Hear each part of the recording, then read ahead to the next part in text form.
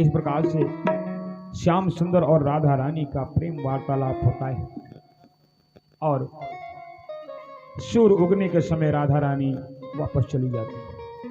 ऐसे मिलन प्रारंभ हो जाता है। अब जिस गोपी से कन्हैया की मिलने की इच्छा होती है वो बेहोश हो जाती है, या तो बहाना बांधती है कि सांप काट लिया है, या तो बहाना बनाती है किसी चुड़ैल ने पकड़ लिया है। कन्हैया को बुलाया जाता था और कन्हैया झाड़ फूंक करके ठीक कर देते थे। इसी बहाने गोपी कन्हैया से मिल लेती थी। अब जिस गोपी को चुड़ैल पकड़ ले कन्हैया बुलाए जाते थे और कन्हैया केवल एक ही मंत्र पढ़ते थे। कौन सा? गोपी। कान में कहते थे, गोपी शरद पूर्णिमा की रात को 12 बजे यमुना के किनारे चली आना। बस गोपी ठीक हो जाती थी। यही मंत्र था उनका। आए दिन कोई ना कोई गोपी बेहोश हो, और जब बेहोश हो कन्हैया आवे और कान में कह दें कि शरद पूर्णिमा की रात को 12 बजे यमुना के किनारे चली आना, बस वो ठीक हो जाती थी। और उसी गांव में एक बूढ़ा ने सोचा आजकल कितने सांप हो गए हमारे गांव में, जिसको देखो सांप ही काट रहा है रोज, जिसको देखो चुड़ैले पकड़ रही रोज, कुछ मामला है गड़बड़। बूढ़ा ने कहा आज हम भी देखेंगे कि कौन सा मंत्र ये पढ़ता है उससे ठीक हो जाती। अब एक दिन बूढ़ा बेहोश हो गई। उनकी बहुरिया दौड़ी गई, कान्हा वो कान्हा चल, क्या हुआ? आज हमारी सास को पता नहीं क्या हो गया, बेहोश हो गई। कन्हैया ने कहा देखो हमारा मंत्र 40 साल के ऊपर वालों पर नहीं चलता है, जो 40 साल के नीचे उन्हीं पर हमारा मंत्र चलता है, जाओ बूढ़ा को ठीक कर लो। गोपी ने कहा नहीं कान्हा, नहीं चलेगा तो हमारी सास बहुत डांटेगी, देख तो। कन्हैया ने कहा चलो चलो आते हैं। गए कन्हैया। बूढ़ा को कुछ हुआ तो था नहीं, झूठे मक्कर किए थे। कन्हैया ने देखा रे राम राम, इसको तो बहुत बड़े भूत ने पकड़ लिया है बुढ़िया को। तो गोपी ने कहा तो कान्हा कला जरा चाट है शीशम के डंडा तोड़ कर लाओ बड़े बड़े, तब ये भूत उतरेगा। बूढ़ा ने सोचा द्याह बिन मतलब के मैं बूढ़ा उठ के बैठ गई, ठीक हो गई वो। इस प्रकार से गोपियों के साथ में प्रेम वार्ता चल रही है। हर गोपी से कन्हैया कहते हैं शरद पूर्णिमा की रात को 12 बजे यमुना के किनारे चली आना। एक दिन कामदेव आ गया। कामदेव ने कहा कन्हैया मैं तुमसे युद्ध करूंगा। श्याम ने कहा क्यों? शिव जी ने तीसरे नेत्र से भस्म कर दिया था, तुझे याद नहीं? भूल गया? कामदेव ने कहा उसमें गलती मेरी थी। शिव जी साधना में बैठे थे और मैंने उन पर प्रहार कर दिया, उन्होंने मुझे जला दिया। कहा अब तू क्या चाहता है? कहा अब मैं तुमसे युद्ध करूंगा। कन्हैया ने कहा बोल कैसा युद्ध करेगा? कहा कैसा युद्ध क्या? कहा घर का युद्ध करेगा कि बाहर का? तो कहा ये घर बाहर का युद्ध क्या है? तो कहा घर का युद्ध ये होगा कि मैं आंखें बंद करके साधना में बैठ जाऊंगा और तू मेरे ऊपर काम का प्रहार करेगा। अगर मेरे मन में विकार आ गया, मेरी साधना भंग हो गई तो जीत तेरी, अगर मेरी साधना नहीं भंग हुई तो जीत मेरी। तो कामदेव ने कहा ये बाहर वाला युद्ध? कहा बाहर वाला युद्ध ये होगा कि मैं अकेला रहूंगा, मेरे साथ में तमाम गोपियां होंगी, मेरे अंग संग तमाम गोपियां होंगी। उस समय तू अपने काम का प्रहार मेरे ऊपर करेगा। अगर गोपियों के प्रति मेरे मन में विकार पैदा हो गया तो जीत तेरी, अगर विकार नहीं पैदा हुआ तो जीत मेरी। कौन युद्ध करेगा? कामदेव ने सोचा भला दुनिया में ऐसा कौन व्यक्ति है कि तमाम नारियां उसके आसपास हो और उसके मन में विकार न पैदा हो? है कोई दुनिया में? बहुत मुश्किल है, बहुत मुश्किल है। एक विष्णु पुराण का अब सुनाया होगा, लेकिन अब बात आ गई है एक विष्णु पुराण की आपको कथा सुनाते चले।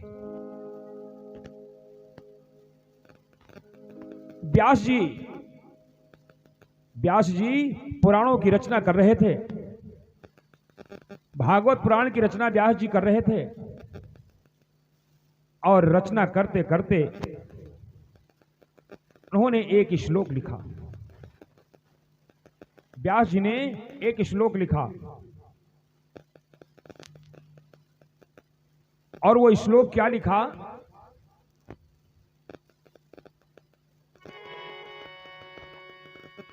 श्लोक बहुत सुंदर लिखा कि माता शस्त्रा दुहिताना नावे विताशनो भवेत। माता शस्त्रा दुहितावा नामे विताशनो भवेत। बलवान इंद्रिय ग्रामो विध्वंसमापि करसति। इस श्लोक का अर्थ क्या है?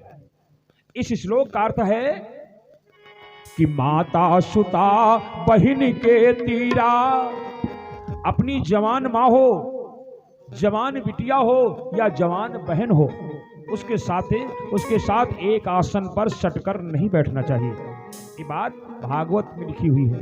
व्यास जी ने लिखा है कि माता सुता बहिन के तीरा, कबहु न बैठहि पुरुष गंभीरा।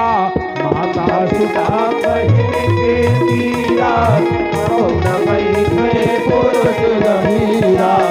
माता सुता बहिन के तीरा, कबहु न बैठहि पुरुष गंभीरा।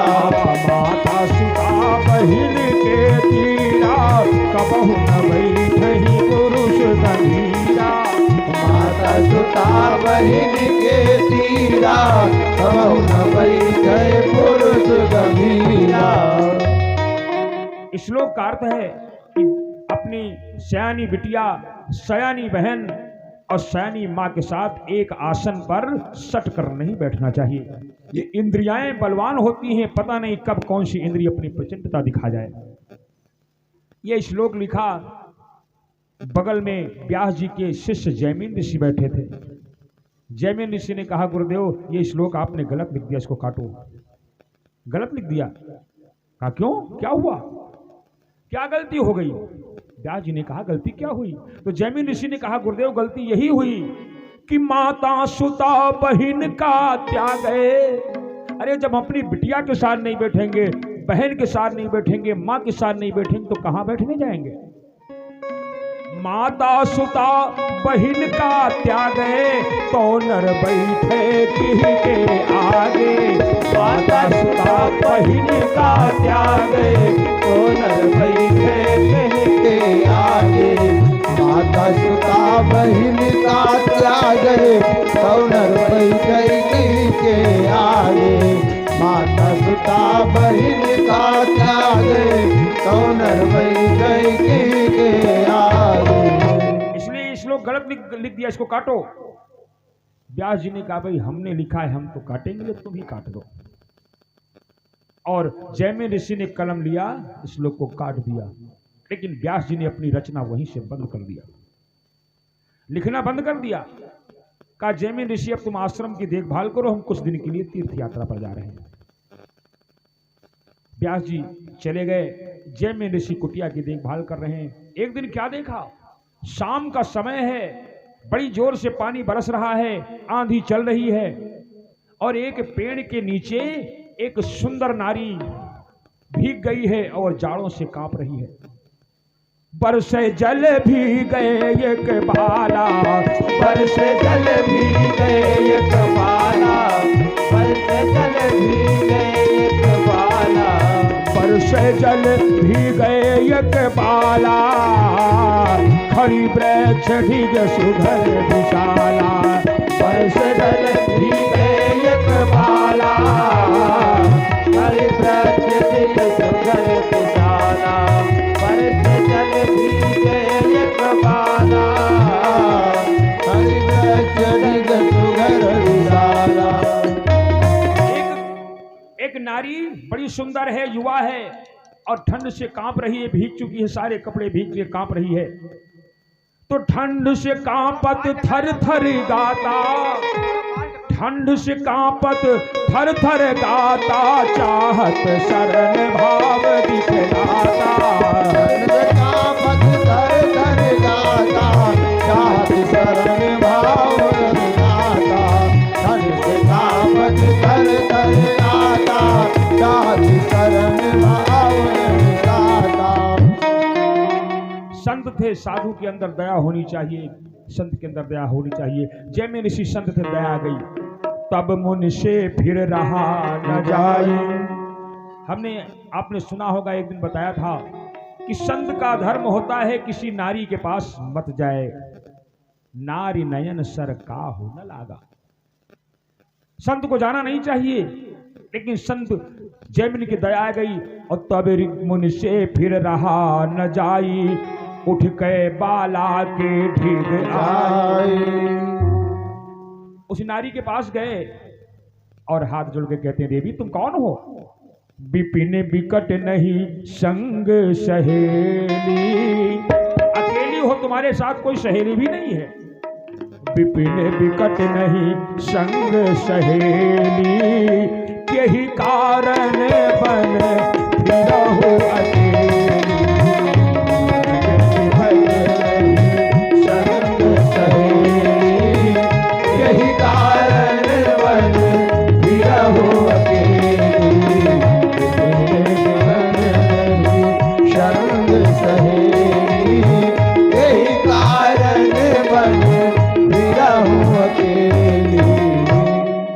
घनघोर जंगल है, पानी बरसात हो रही, शाम होने वाली, अकेली तुम कहां जाओगी? चलो मेरे आश्रम को चलो, मेरे आश्रम को चलो। तुम मेरी बेटी के समान हो, चिंता नहीं करो, मेरी बेटी के समान हो, चलो आश्रम को चलो। आश्रम को बुला लाए। ये अपने वस्त्र बदल लो, तुम्हारे वस्त्र भीग गए हैं। अब मुनियों के यहाँ नारियों के वस्त्र कहाँ रखे हैं? अपने जो वस्त्र थे उनको दे दिया और कहा लो वस्त्र बदल लो, डरो नहीं, तुम मेरी बहन के समान हो। पहले क्या कहा बिटिया, अब क्या कहा बहन, तुम मेरी बहन के समान हो, चिंता नहीं करो, लो। अब भोजन आज कराया जो कुछ था। अब जब रात में सोने की बारी आई तो कोई गृहस्थ है नहीं कि दो चार तखत पड़का पड़े। एक चटाई थी। रिश्ते ही का एक दीन चटाई, वो कहा कि यह कहा ले हो बिछाई, इसको बिछाओ, आराम करो। कर विश्राम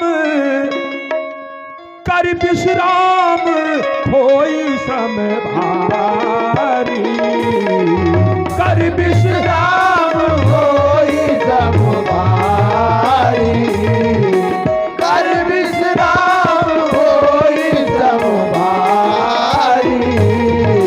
तब निज हाल कहो महतारी, तब निज हाल कहो महतारी, तब निज हाल कहो महतारी। पहले क्या कहा? बिटिया कहा, फिर क्या कहा? बहन कहा। अब क्या करें कि कर विश्राम खोई श्रम भारी, और तब निज हाल कहो महतारी। माता कह दिया कि तुम मेरी माँ हो, बताओ क्या हाल है, क्या हाल है? तो उस नारी ने कहा, बाबा हमें जब माँ कह दिया है, माता कह दिया है, तो एक चटाई है, हम लेटेंगे, आप बैठेंगे, कहाँ ठीक आएगा? माँ बेटा तो एक आसन पर लेट सकते हैं, लेट सकते कि नहीं? माँ बेटा तो एक आसन पर सो सकते हैं। आपने हमें माँ कह दिया है, और एक ही आसन पर दोनों लोग शयन करें, सो जाए। एक ही आसन पर दोनों लोग सो जाएं, एक ही चटाई है। बाबा ने कहा ठीक है, और दोनों लेट गए। लेकिन बंधु लेटे कैसे? लेट गए दो सहज असंका, और ऐसे बने 36 के अंका। एक का मुंह इधर, एक का मुंह इधर, पीठे एक तरफ, मुंह एक तरफ, 36 के आंकड़े में लेट गए। लेकिन अब रात भर कोई आदमी एक कर्मठ सो भी नहीं सकता है, रात में कर्मठ तो बदलना ही पड़ेगा। तो देर भई तब बदली करवट, देर भई तब बदली करवट, और ऐसे बने कि जैसे 63।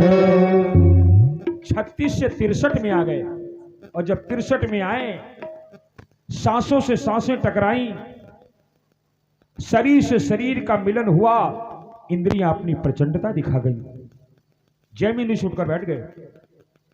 नारी ने कहा क्या हो बाबा, सो जाओ सो जाओ। जैमिन बैठ गए। कहा नहीं। कहा क्या हुआ? कहा मुझसे तुम विवाह कर लो, मुझसे विवाह कर लो, मेरी पत्नी बन जाओ। नारी ने कहा बाबा तुमको क्या हो गया? अभी तुमने बिटिया कहा, अभी तुमने बहन कहा, अभी तुमने महतारी कहा, विवाह करने के लिए कह रहे हो? जैमिन ने कहा कहने से कोई हो थोड़े जाता है, कि कह दिया तो हो गई, अब हमसे विवाह कर लो, हमारा बहुत मन कर रहा है विवाह करने का, तुम मेरी पत्नी बन जाओ। नारी ने कहा ठीक है बाबा, अब जो कहते हो तो ठीक है, मंजूर है, लेकिन विवाह ऐसे नहीं होता है, विवाह के लिए मंडप चाहिए, मंडप के भावरे ली जाती है। तो जैमिन ऋषि ने कहा ये ऋषि की कुटिया किसी मंडप से कम नहीं है, आओ इसी की भावरे घूम लेते हैं, 7 भावरे घूम लेते हैं और हमारा तुम्हारा विवाह हो जाएगा। नारी ने कहा चलो बाबा ठीक है, घूम लेते हैं। और भांवरी घूमने लगी वो नारी जैमिन ऋषि के साथ। 2-3 भांवरी घूमी होगी तो कछुक चली फिर हाय पुकारी। तीसरी भांवर घूमी, अब गोड़ पकड़ के बैठ गया, दैया कांटा गड़ीगा। कछुक चली फिर हाय पुकारी, कि कंटक लगे वो पाँव माँ भारी। दादा कांटा गड़ीगा, अब न चल पाओ। जैमिन ने कहा अरे देवी चलो। कहा अब 1 पैक नहीं चल पाएंगे, हमारे कांटा गड़ गया, हम चल नहीं पाएंगे। तो कहा तो देवी क्या करें, अभी तो 4 भांवरी और घूमना है, 3 ही भांवरी हुई, कैसे 4 भांवरी पूरी हो? तो वो बोली लैया सवारी, कोई सवारी की व्यवस्था करो। वो बोली लैया सवारी, तब ही भांवर परे हमारी। कोई सवारी लाओ, उस पर हमको बैठाओ, तब भांवरी पड़ेगी। लेकिन रात में सवारी कहाँ रखी है, बाबा क्या करें? बाबा ने कहा देवी सवारी रात में कहाँ मिलेगी, सवारी वारी नहीं मिलेगी। नारी ने कहा बाबा एक उपाय हम बताएं। कहा क्या? कहा बनो अश्व तुम हम अश्वारा, तुम घोड़ा बन जाओ, तुम घोड़ा बन जाओ, हम तुम्हारे ऊपर बैठ लें, हमको बैठा करके भांवरी घुमा दो। बनहु अश्व तुम और हम अश्वारा, बनहु अश्व तुम हम अश्वारा, और यही माप तनिक न लाओ मारा। अब बेचारे बाबा क्या करे, मरता तो क्या ना करता। तो बने ऋषि कामांध तुरंगा, घोड़ा बन गए बाबा, बन गए घोड़ा। बने ऋषि कामांध तुरंगा, और चंचल नार चढ़ी तब अंगा। बने ऋषि कामांध तुरंगा, चंचल नार चढ़ी तब अंगा। बने ऋषि कामांध तुरंगा, चंचल नार चढ़ी तब अंगा। कोड़न मारी उघार शिखाला, कोड़न मारी उघार शिखाला, कोड़न मारी उघार शिखाला। 1-2 भांवरी बाबा के खून निकलने लगा घुटनों से, अब नहीं चला जाता। बाती कोड़ा फड़ाक से और चलो, फिर कोड़ा बाबा के चाबू कोड़े कोड़ा। कोड़न मार उघार शिखाला, कोड़न मारी उघार शिखाला, कोड़न मारी उघार शिखाला। अस्त व्यस्त मुन भय बेहारा, अस्त व्यस्त मुन भय बेहारा, अस्त व्यस्त मुन भय बेहारा। बाबा के सब कर्म हो गए, सब खून निकल रहा है, जैसे तैसे बेचारे 7 भांवरी पूरी किए, जान बची तो लाखों पाए। 7 भांवरी पूरी हुई, बाबा खड़े हुए, कहा अब हमारा तुम्हारा विवाह हो गया। नारी ने कहा बाबा हो गया। बाबा उधर कुछ आ रहा है, उधर कुछ आ रहा है।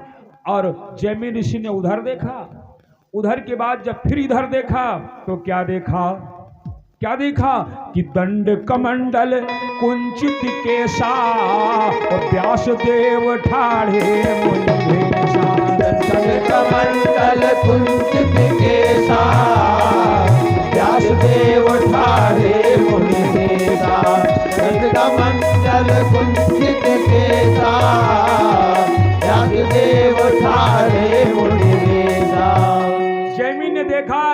का पता नहीं। गुरुजी खड़े हैं कमंडल लिए। कहो चेला क्या हाल है, कैसे बीती, क्या हाल है।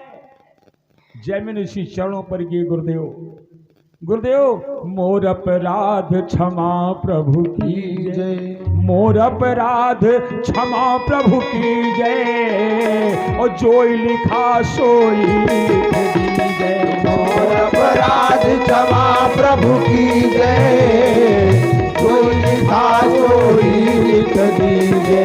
मोर अपराध क्षमा प्रभु की जय, जोई लिखा सोई लिख दीजिए। जो लिखा था वही सही है, उसी को लिखा रहने दो, उसी को लिखा रहने दो। क्या क्या लिखा रहने दो कि माता सुता बहिन के तीरा, और कबहू न बैठे पुरुष गंभीरा। माता सुता बहिन के तीरा, कबहू न बैठे पुरुष गंभीरा। माता सुता बहिन के तीरा, कबहू न बैठे पुरुष गंभीरा। तो नारी का अंग संग होके मन में विकार ना आए, सबके बस की बात नहीं। इसीलिए कन्हैया से कामदेव ने कहा था, कन्हैया ने कहा ठीक है मैं बाहर वाला युद्ध करूंगा, मैं बाहर वाला युद्ध करूंगा। कामदेव ने कहा ठीक है, कब करोगे। कहा शरद पूर्णिमा की रात को 12 बजे यमुना के किनारे चले आना।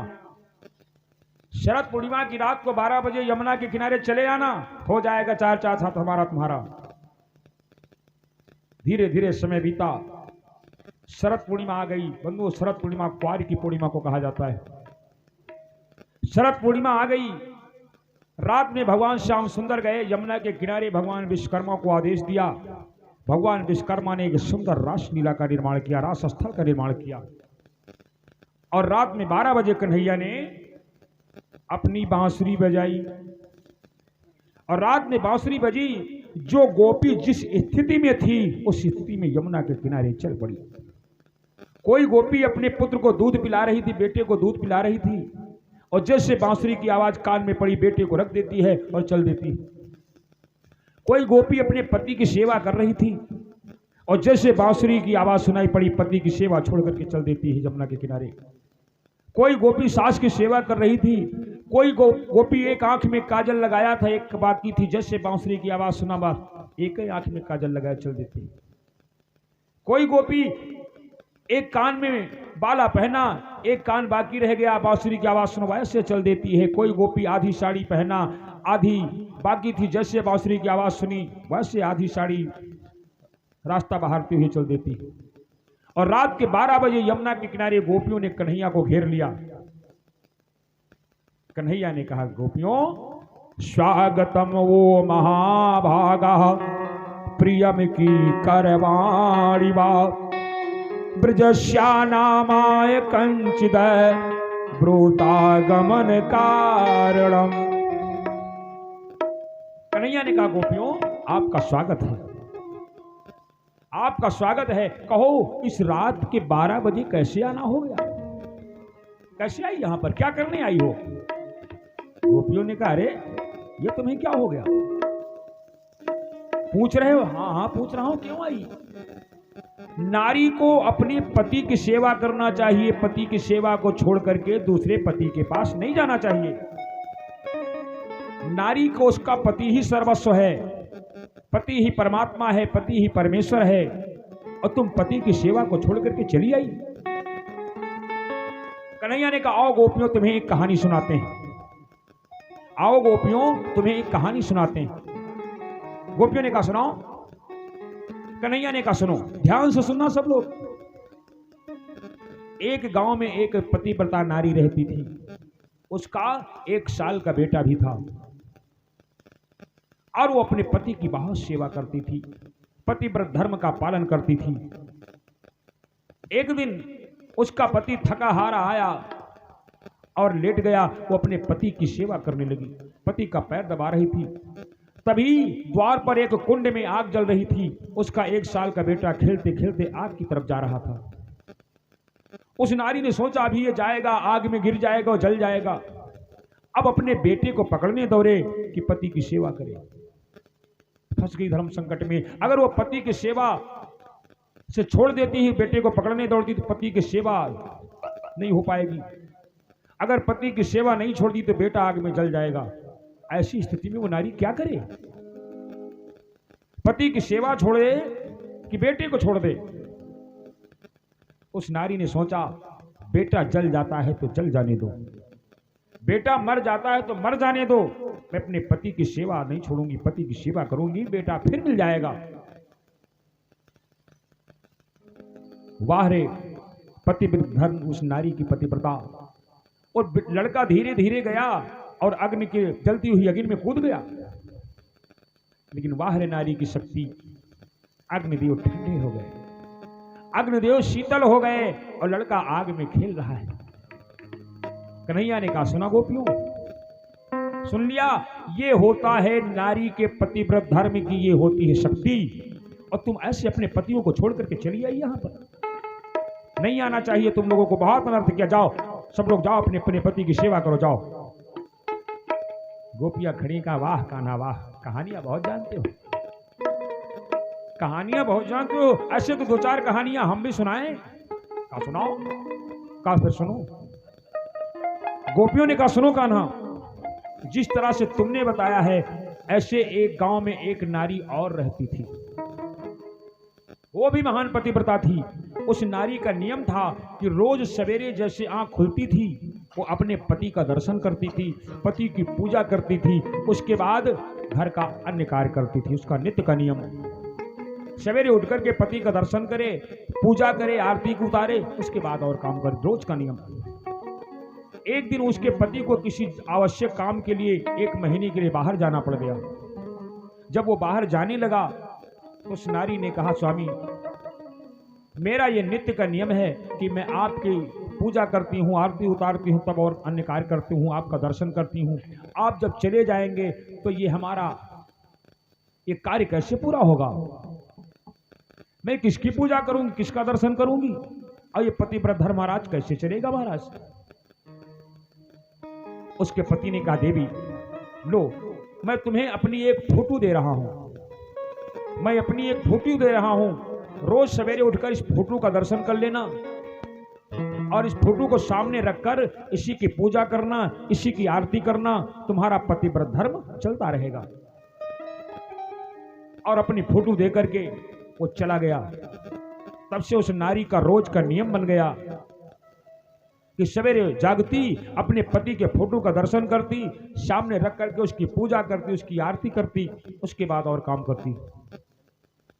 एक दिन वो नारी सवेरे सवेरे उठी, पति का फोटो का दर्शन किया और पूजा कर ही रही थी, अभी पूजा पूरी नहीं हुई थी, पूजा कर ही रही थी कि दौरे किसी ने दरवाजा खटखटाया, देवी दरवाजा खोलो, देवी दरवाजा खोलो। उसका पति आ गया परदेश से और वो पुकार रहा था, देवी दरवाजा खोलो। वो जान गई हमारे पतिदेव आ गए हैं। कन्हैया सुनते हो? कन्हैया ने कहा, सुन रहे हैं, सुनाए जाओ। कहा, सुनो फिर। अब बताओ, वो नारी अधूरी पूजा छोड़ करके जाए, दरवाजा खोले, कि पूजा पूरी करके तब जाए? क्या करे वो? उत्तर दो। कन्हैया चुप है। कहा, चुप रहने से काम नहीं चलेगा, प्रश्न का उत्तर चाहिए हमें। वो नारी पूजा पूरी करके तो जाए या पूजा अधूरी छोड़ करके चली जाए, अपने पति का स्वागत करे? कन्हैया हंसने लगे। कहा, गोपियों, अरे इसमें तो बड़ा आसान है। उस नारी को चाहिए, उस देवी को चाहिए कि जब उसका असली पति आ गया है तो उस कागज की मूर्ति में क्या रखा है, उस कागज की मूर्ति की पूजा छोड़ दे और अपने असली पति का स्वागत करे। कहा, बस यही तो मैंने किया, हमने यही तो किया। अरे वो जो पति है वो सब कागज की मूर्ति है, मेरे असली पति तो आप हैं। ये जीवात्मा एक दुल्हन है, ये जीवात्मा एक दुल्हन है और इस जीवात्मा का परमात्मा पति है। और जो जीवात्मा रूपी दुल्हन को परमात्मा रूपी पति से मिलन करा देता है, वही महात्मा होता है।